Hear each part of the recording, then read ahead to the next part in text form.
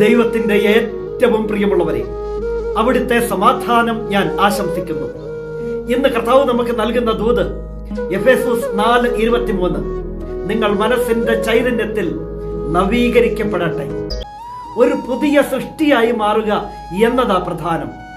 മനസ്സിന്റെ ചൈതന്യത്താൽ നവീകരിക്കപ്പെടട്ടെ നാം എല്ലാവരും. പഴയതൊക്കെ മാറിപ്പോകണം. എന്താണ് ആ പഴയത്? നമ്മുടെ പഴയ ജീവിത രീതികളിൽ നിന്ന് രൂപം കൊണ്ട വഞ്ചന നിറഞ്ഞ ആസക്തികളിൽ കലുഷിതനായ ആ പഴയ മനുഷ്യനെ ദൂരെ എറിയാൻ നമുക്ക് സാധിക്കണം. എന്നിട്ട് മനസ്സിന്റെ ചൈതന്യത്തിൽ നാം നവീകരിക്കപ്പെടണം. ക്രിസ്തുവിൽ ആയിരിക്കുന്നവൻ ഒരു പുതിയ സൃഷ്ടിയാണ്. ഒരു പുത്തൻ അനുഭവം, ഒരു പുതിയ ജീവിത രീതി അത് നമ്മിൽ നിന്നും ഉണ്ടാകട്ടെ.